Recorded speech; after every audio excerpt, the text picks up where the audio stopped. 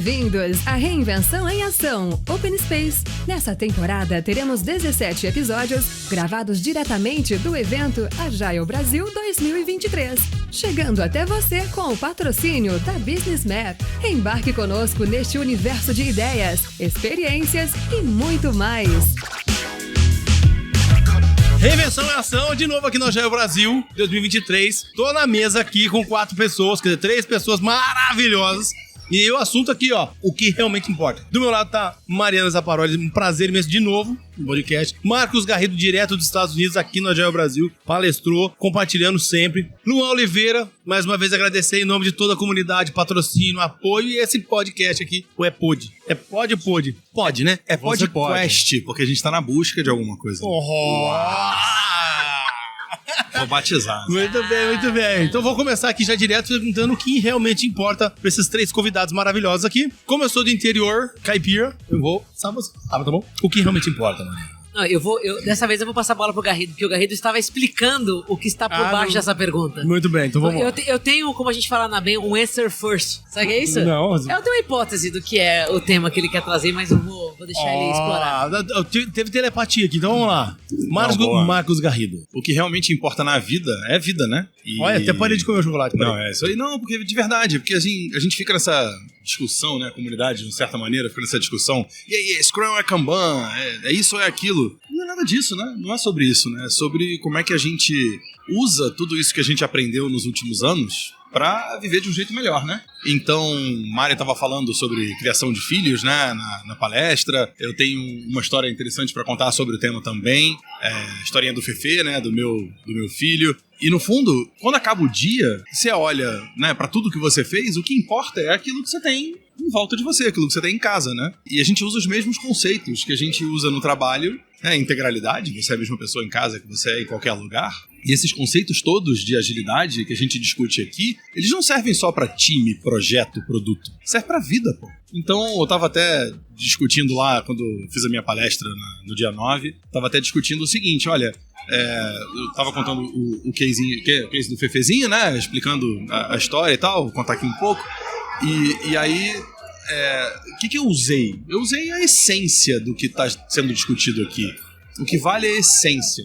Qual a ferramenta que eu usei não importa. Importa o resultado que eu tô alcançando ali. E eu não tô falando de produto, tô falando de vida mesmo. De objetivo de vida. Né? E queria explorar muito isso com vocês aqui. Tá vendo? Você já tá ouvindo a gente aqui e vendo nós, já tá vendo que o assunto vai ser interessantíssimo, hein? Incrível. Ontem, a gente não pode dar spoiler do outro episódio, mas ontem a gente tava falando sobre o OKR na vida pessoal.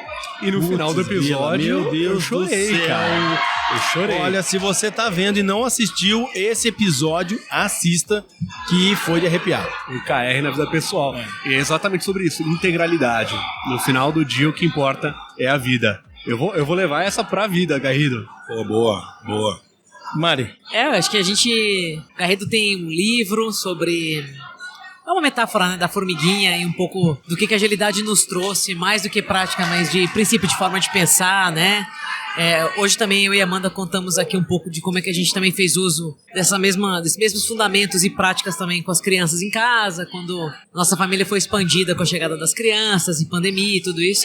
E também a Graf no Keynote ontem falou, né? Ela encerrou o Keynote falando, por que ela não desistiu da agilidade? Porque ela não vê outro jeito de se pensar o trabalho. Ali ela trouxe pro trabalho. Mas eu acho que é difícil segregar o jeito de pensar da forma como a gente pensa o mundo, da forma como a gente se organiza, na forma como a gente usa esse pensamento para tomar decisão, para fazer aqui a formação dos nossos filhos e filhas, né, a quem nos cerca. Porque é como a gente percebe as relações e usa um ferramental para resolver problemas que também pode ser problemas de rotina, né? Então também acho que esses temas se encontram profundamente. Olha, eu tenho um case pessoal também que eu concordo com tudo isso, porque a minha organização em casa ela expandiu muito rápido. Eu me tornei pai de 3 crianças em menos de um ano. Então a organização escalou muito rápido. E crescer dói, né? A escala dói.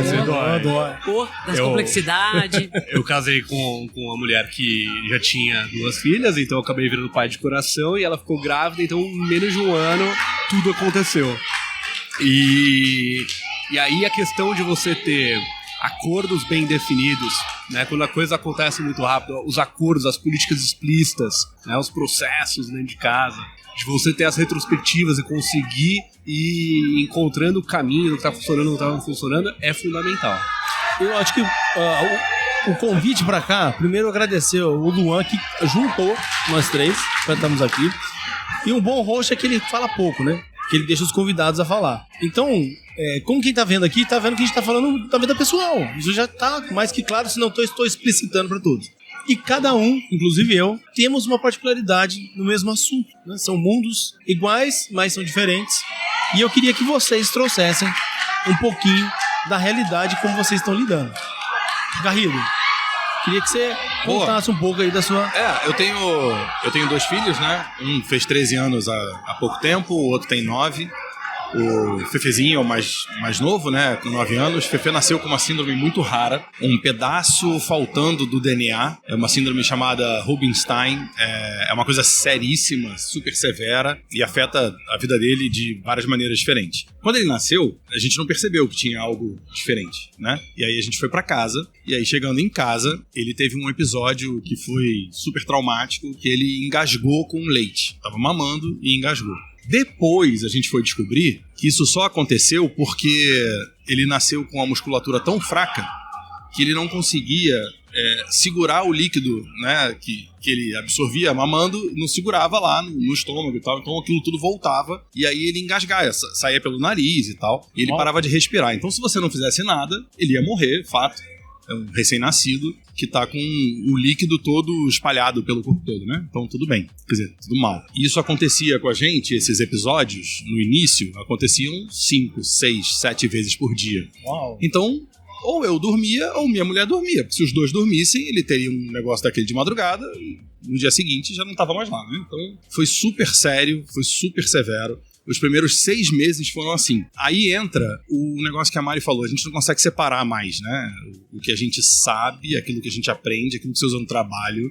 Você falou da integralidade, é isso mesmo. E eu pensei, cara, é isso que vai salvar a vida dele. Porque você imagina um recém-nascido ter 50 engasgos? E aí o médico dizia pra gente o seguinte, cara, não tem jeito, a gente vai ter que abrir um buraquinho aqui, né, alimentar direto pelo estômago. Isso significa que ele não vai desenvolver a musculatura, vai atrofiar, ele nunca vai falar, enfim. E por aí vai fora as dificuldades todas da síndrome, né? Um pedaço do teu DNA que tá faltando. E aí eu falei pro médico, não vou fazer isso. Ele falou, mas você tem que fazer, que ele vai morrer. Eu falei, mas eu não vou fazer isso. Eu vou experimentar em ciclo curto novas maneiras de dar leite a ele. Não vou aceitar o teu diagnóstico e a solução. Eu vou lutar contra isso aí. E o cara falou, não, você é louco. Eu falei, eu vou ter que fazer. Não tem opção. E aí o que eu comecei a fazer foi... E é interessante isso, né? Eu dava leite pra ele, era tipo, cara, 15 ml de leite. Eu dava de várias maneiras diferentes, botando ele em várias posições diferentes.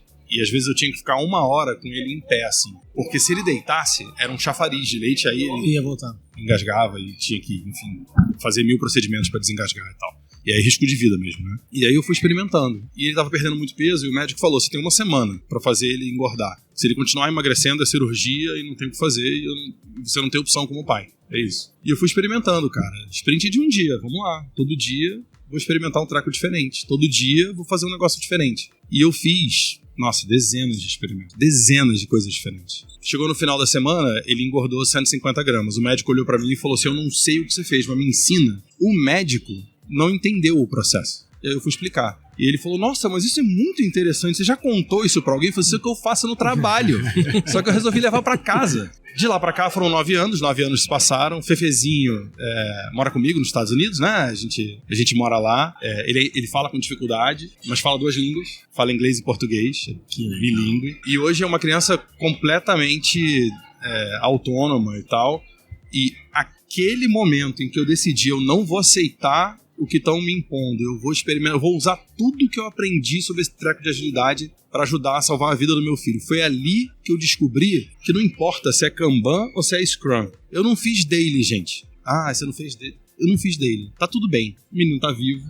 O resultado... Super feliz. O que importa é alcançar o resultado que você quer. Agilidade é pra vida. É pra vida, pô. Tô preocupado com com formato, não, nem rótulo, nem nada disso. A gente fica discutindo tanta coisa que não importa de verdade. O que importa é amanhã de manhã eu vou chegar em casa e vou ganhar um abraço. Então, assim, eu tenho certeza disso. Que amanhã de manhã tem um menininho me esperando pra dar um abraço. O bebezinho tá lá. E pra ele, não importa se é Scrum, se é Kanban, se é, sei lá. Flight Levels eu não descobri o jeito de usar ainda, Zé. Mas eu vou descobrir. Mas é isso.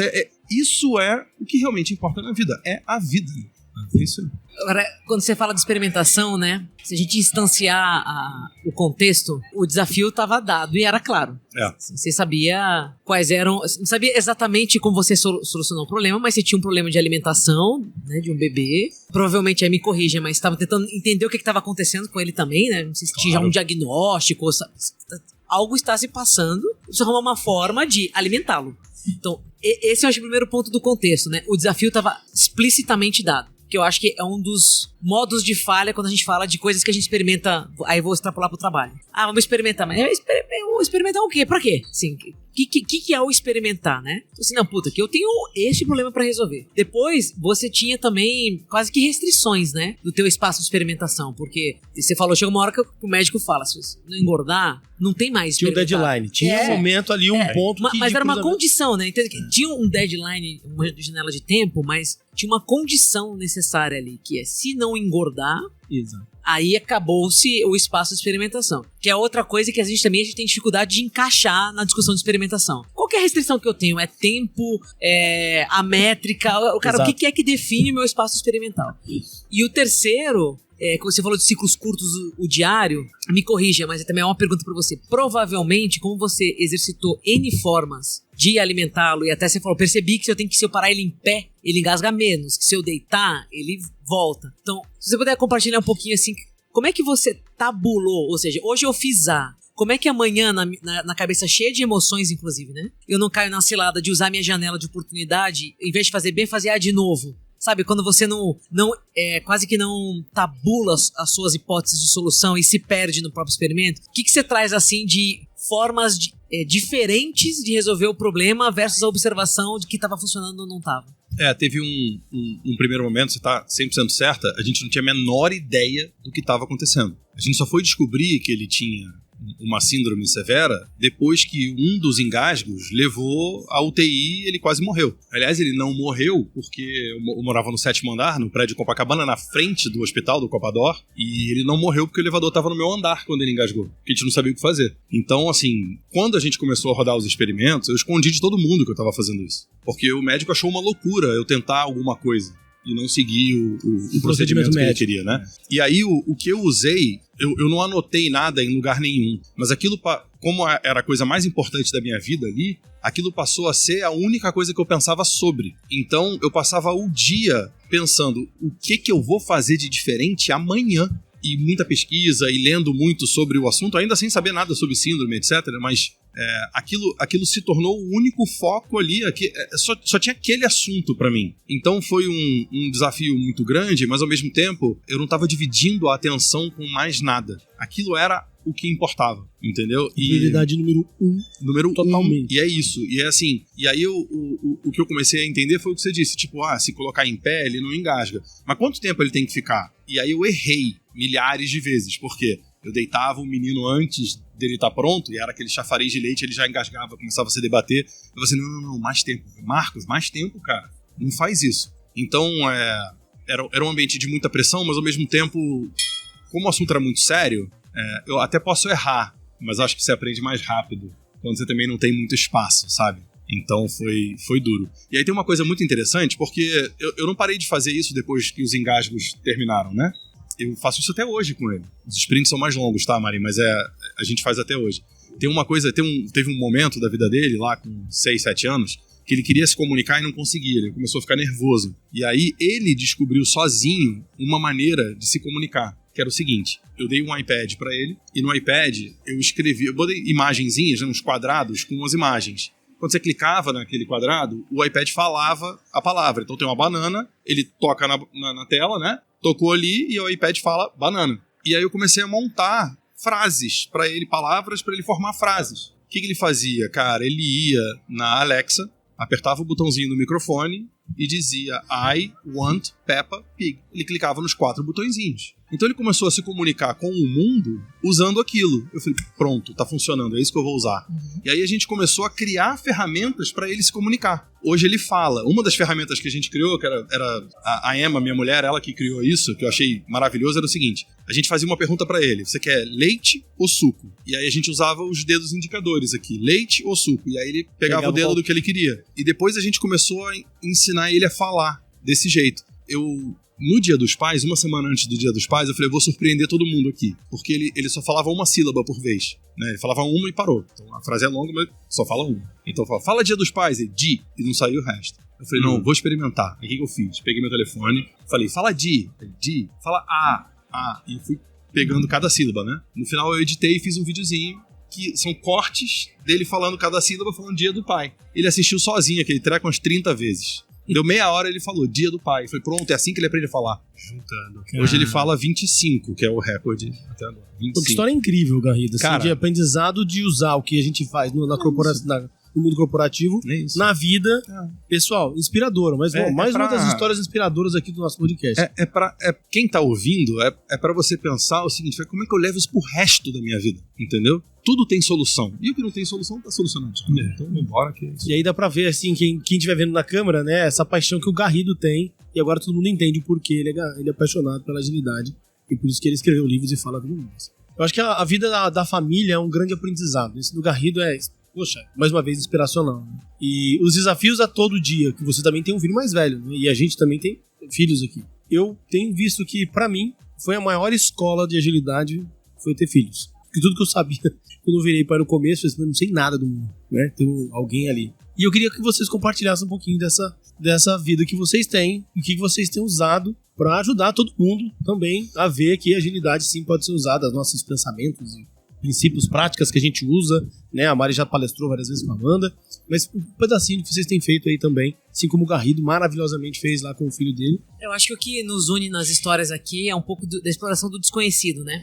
Assim, como é que eu soluciono coisas que eu não estou familiarizada ou que eu não sei o caminho mesmo de resolução, então usa essas práticas, ciclo curto, feedback, enfim, experimentação, gestão visual, o que tiver ali disponível que a gente possa proporcionar para achar formas de resolver essas questões. Então esse processo de descoberta, eu acho que por isso também que a gente fala tanto, né, ou se falou, talvez agora se fale menos, mas ainda tem muita associação. Não, essas práticas funcionam muito pro mundo da inovação, pro mundo da experimentação, coisas mais do dia a dia, processos mais no mundo dos negócios, execução do negócio, não se aplica tanto. Tem senãos, né? Mas de onde vem essa coisa? Porque são os processos de experimentação, que é para descobrir as respostas. E no meu caso, o que eu e a Amanda fizemos ali foi o desafio de construir uma família num espaço curto de tempo. O Garrido está trazendo essa série de exemplos na resolução de encontrar formas de um filho sobreviver e se desenvolver. Né? Tu falou lá do início do leite, depois agora no processo de aprendizagem de fala. E se a gente for pensar que outros dilemas a gente tem na vida, ou desafios na vida, que a gente pode pensar com esses mecanismos, né? Como é que eu testo, experimento, pivoto,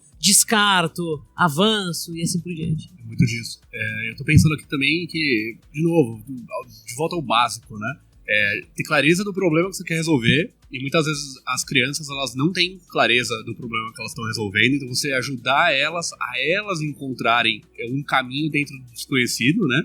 E muito disso é novo pra gente também, como, pelo menos no meu processo de me tornar pai, foi muito novo, foi muito rápido, e o foco, porque criança também é um bicho que não tem foco. Então começa a resolver um problema, já acha outro problema, acha o terceiro problema e não resolve nenhum deles. Então ter foco para resolver os problemas e criar muito espaços seguros para experimentação. Então uma das minhas filhas, por exemplo, ela aprendeu a acender uma churrasqueira com 3 anos. Mas como que você faz isso de forma segura, né? Que ela possa experimentar e possa ela desenvolveu o interesse, ela queria fazer algo, e aí você permite um ambiente seguro para que ela descubra e ela aprenda, né? E às vezes a gente também fica um pouco novo. Então meu filho começou a querer cozinhar. Ele gosta de cozinha, beleza. Aí de início a gente não deixava ele mexer no fogão. Agora tá com 13 anos. Agora ele vai e mexe no fogão. A gente ensinou, fez junto, né? Primeiro você ensina, faz para a criança, depois você faz pareia, depois delega. Beleza, faz. Mas ainda assim, alguém tem que estar de olho. Ou a funcionária lá de casa ou a gente, tá bom. Aí ele começou a cozinhar, ótimo. Aí começou a fazer experimentos. Tanto quanto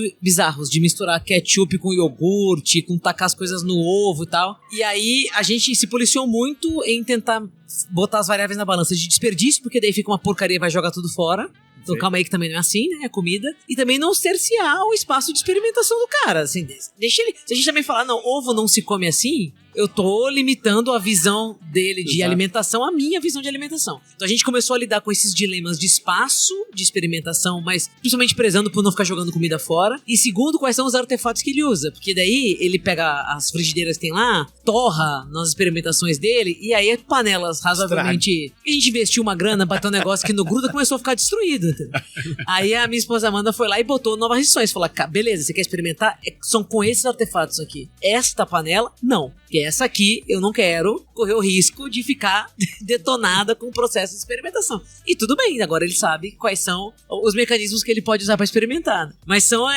Agora, pra gente não automaticamente falar assim, não é assim que se come o ovo pronto, acabou, eu te garanto que tá por trás a nossa experiência com essa chamada agilidade. E com esse processo de experimentação, de falar, a gente não pode cortar a criatividade dele pra fazer ele enxergar as coisas como a gente enxerga. E onde a gente aprendeu isso? Não foi sendo mãe, foi sendo pessoas gestoras, pessoas que trabalham em organizações. Muito bom. Bom, eu tô adorando o papo aqui, mas eu quero já trazer um outro ponto. Que pai erra. Pai comete alguns errinhos. Jamais. E alguns são muito engraçados. Agora a gente refletindo. Pra não deixar só você se expor, eu vou contar um aqui pra vocês ficarem mais confortáveis. De um erro de pai, né? Então, e aí eu queria que vocês compartilhassem isso. Porque são histórias nossas de vida que eu acho muito interessante de trazer pra todo mundo. E que a agilidade ajuda a gente também a resolvê-los. Quando nasceu a primeira filha, a gente vira pai, só vira quando pega no colo. Né? Pega realmente, verdadeiramente a criança com você. Enquanto tá na barriga da mãe, no meu caso lá, não consigo, não tenho vendo. Só quando eu vejo mesmo que eu virei pai. Bom, o que acontece é que eu sempre fui o primeiro, né? Quero dar o banho, eu sou do banho, eu troco, eu passo o creme no cabelo, até onde deu, né? Vai crescendo, aí chega um momento que eu não consigo mais ficar com as meninas, elas já estão morrendo sozinhas e tudo mais. Mas trocando de fralda, eu, inexperiente, pai novo, você não sabe de nada, desconhecido, como o Mari trouxe muito bem, fui trocar a fralda, e aí naquele momento de trocar a fralda, eu dei uma coçadinha com a palma da mão, no nariz, mas como a gente não sabe, né? A palma da mão tava cheia de cocô. Aí, tudo lá dentro do nariz. Deu aquela cheirada. Claro que eu aprendi a nunca mais me coçar naquele momento, né? Então, deixar tudo bonitinho. A conclusão foi essa, nunca mais se coçar ou nunca mais botar a mão no cocô. Então o problema era um aprendizado. Eu tava tentando entender, porque pra quem não sabe, aquele cocô ali não é um cocô assim, um pedacinho e tal, entendeu? É tipo... Ele é fluido, ele é dinâmico. Exato, ele é dinâmico. Ele é ágil, sei lá, que ele vai pra tudo quanto é lado. Então você não sabe onde ele se encontra. Adaptável. Ele se adapta. Ele se adapta. É que nem água ambiente. quase, porque ele vai encontrando caminho e você não encontra. E aí, claro, que eu aprendi a não me coçar. Esse foi o primeiro aprendizado. O segundo é tentar descobrir onde tá tudo. Tentando ver. Então, são momentos engraçados de aprendizados comuns. E, o que tem a ver? Pô, são histórias porque a gente comete algum erro. Eu trouxe um só exemplo e eu queria ouvir de vocês. Eu vou compartilhar um sério engraçado. Sério primeiro, né? Melhor. Sanduíche, né? Fala algo engraçado e fala alguma coisa séria. Eu era uma pessoa muito prática. Muito, muito prática. Até hoje eu sou. Mas uma das coisas que mudaram muito na minha vida depois que eu me tornei pai foi ter um olhar mais humano para certas coisas. Definitivamente foi uma grande área assim, de evolução na minha vida. E uma das referências dos últimos anos pra mim é a Brené Brown, a vulnerabilidade, né? A questão da vulnerabilidade.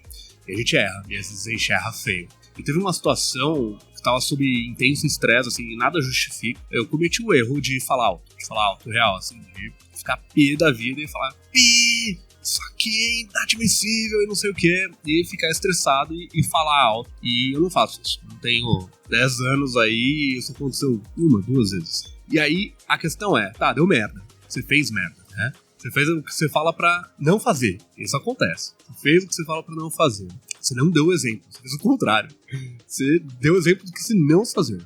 E aí vem a questão de você ir lá e você ter a humanidade de virar pra elas. E no dia seguinte, eu cheguei pra elas e falei, olha, fiz merda ontem, né? Sempre falo pra vocês não falarem alto, né? Elas já deram risada. Realmente tava numa situação... Vocês perdem a paciência, às vezes, não perdem? A gente perde. Mas isso não vai se repetir. Vocês nunca ouviram fazer isso e vocês provavelmente não ouvirão novamente. Mas o fato de eu ter ido lá falado com elas, isso fez uma diferença gigante. Depois de semanas, elas vieram falar comigo sobre isso.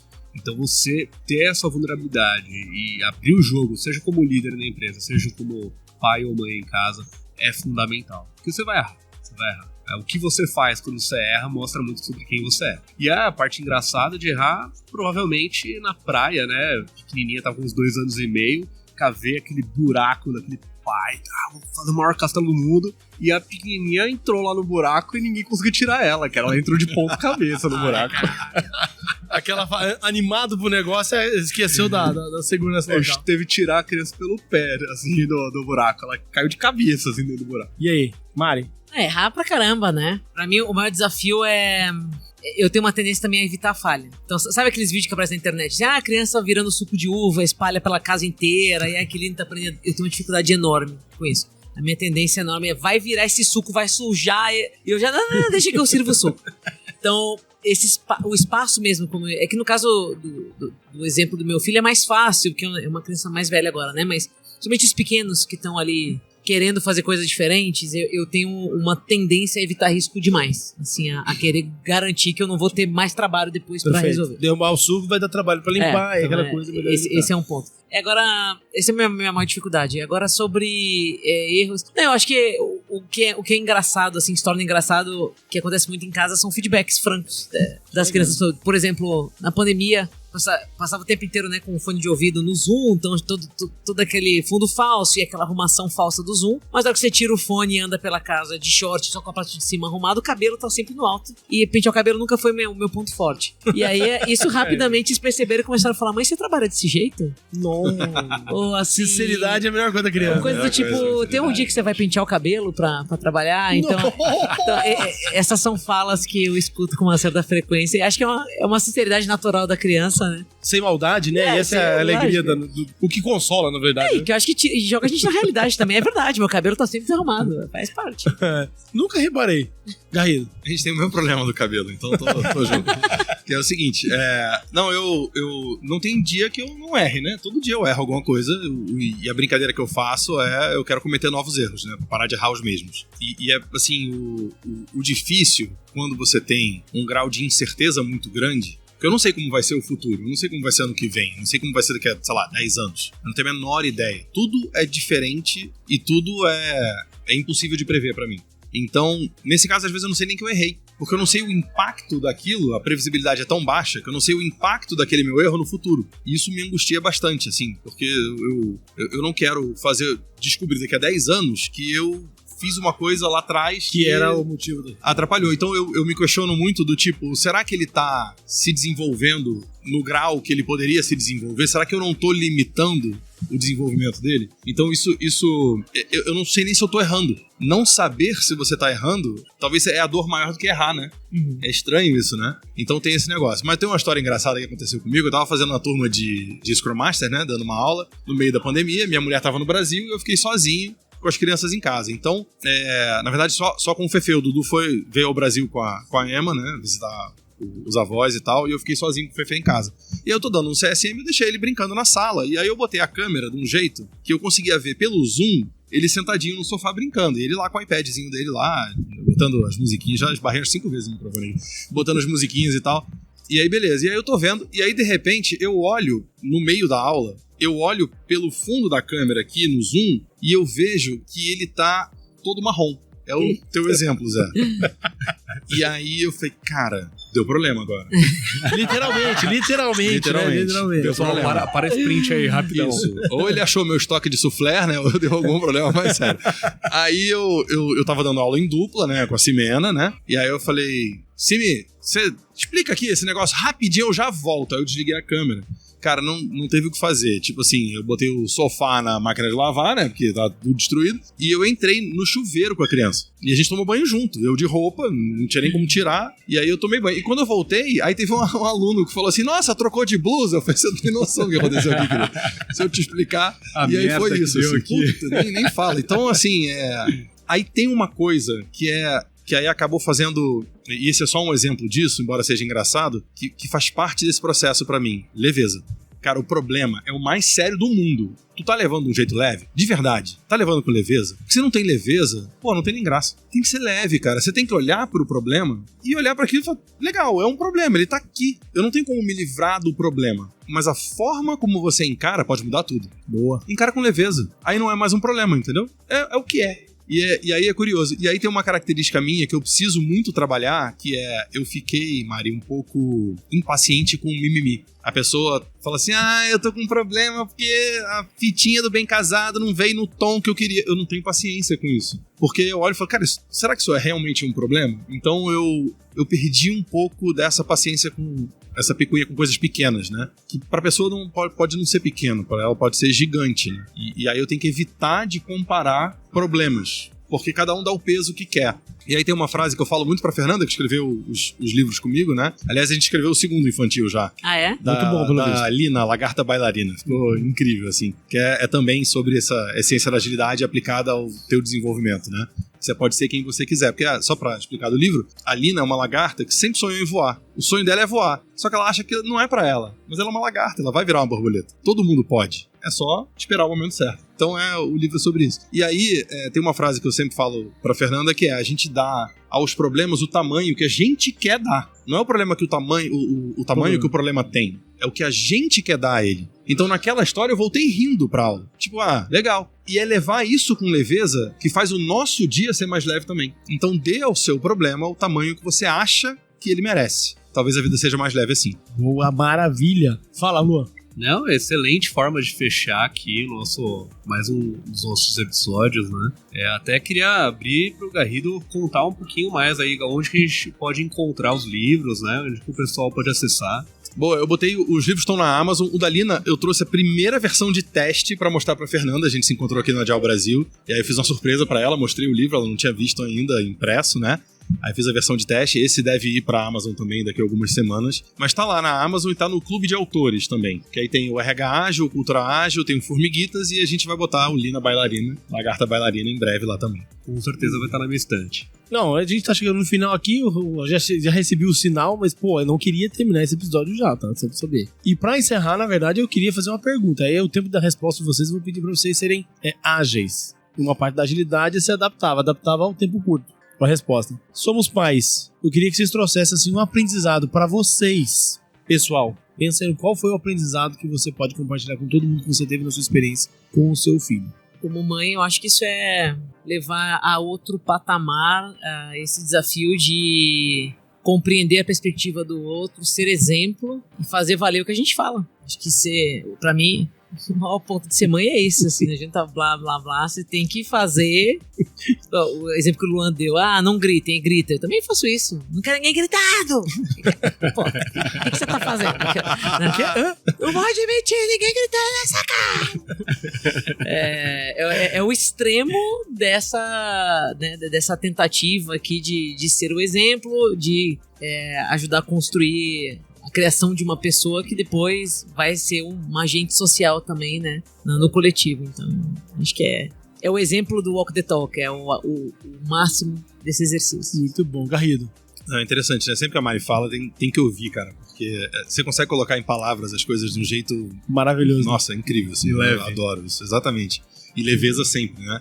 Tem isso que você falou da gente tá ali criando aquelas criaturinhas lindas que a gente ama tanto e criar para um mundo melhor, né? Quer dizer, olha o tamanho da responsabilidade que é ser exemplo para alguém que observa tudo que você fala e faz. E que quando você fala de um jeito e faz de outro, eles percebem na hora. Na hora. Olha a responsabilidade que é isso. Quando a gente fala em liderança, cara, isso é liderança. Tá lá. Então, o quão importante é a gente ter consciência do nosso papel como educadores, mas mais do que como educadores, de exemplo mesmo, que a Mari falou maravilhosamente bem. E isso é maravilhoso. E tem um outro ponto sobre ser pai, que é você está criando para o mundo, né? Então, dos meus maiores desafios hoje pro Fefezinho especificamente, é como é que eu vou criar ele pro mundo, porque eu não vou estar aqui para sempre. Então, o meu grande desafio é de dar a ele a independência que ele precisa para ele viver sem mim lá na frente. E é engraçado, aí a gente fala de, liderança servidora, no Scrum Master, o propósito do Scrum Master é ser desnecessário e tal. É o propósito do pai, da mãe, é você criar pro mundo, vambora.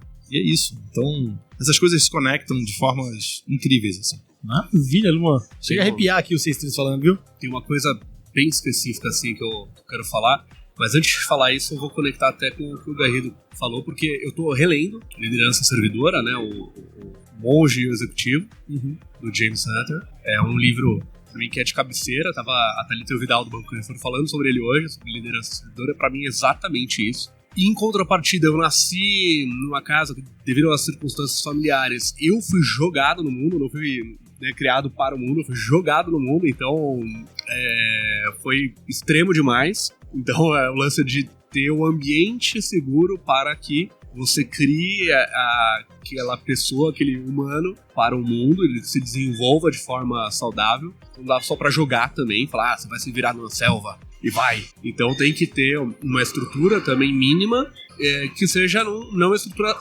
sólida demais a ponto de se tornar uma bolha e você proteger demais e não preparar para esse mundo. Então para mim isso sempre foi sobre equilibrar essas duas coisas, né? Servir para equilibrar e criar esse ambiente que seja saudável para o crescimento desse novo cidadão.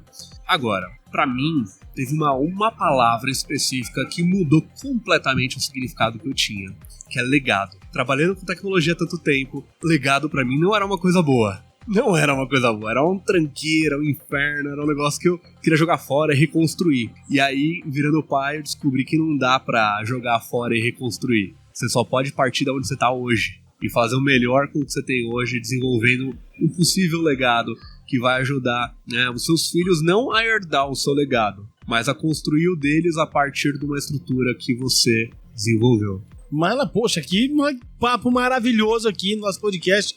Para encerrar, primeiro eu queria agradecer Mariana Zapparoli, Marcos Garrido, Luan Oliveira, maravilha. Poxa, eu queria continuar mais um pouco aqui, perguntar outras coisas para vocês. Fica para um próximo convite, quem sabe. E agradecer a todo mundo, mais uma vez o Business Map pelo nosso stand aqui para gravar. E o que eu aprendi com vocês todos aqui, e é uma frase que tá corroborando, e aí eu queria compartilhar com todo mundo, fazer minha pequena parte aqui, é que por mais que eu amo, e todo mundo tá aqui, ajuda a comunidade, ajuda as pessoas, compartilha conteúdo, escreve livro, faz um monte de coisa, eu aprendi na minha experiência de ser pai que o meu maior legado são os meus filhos, e que eles vão ser o futuro de nós. Então, com esse final, queria agradecer vocês, muito obrigado. Um abraço pra todo mundo. Obrigado, pessoal. Um abraço, até o próximo episódio.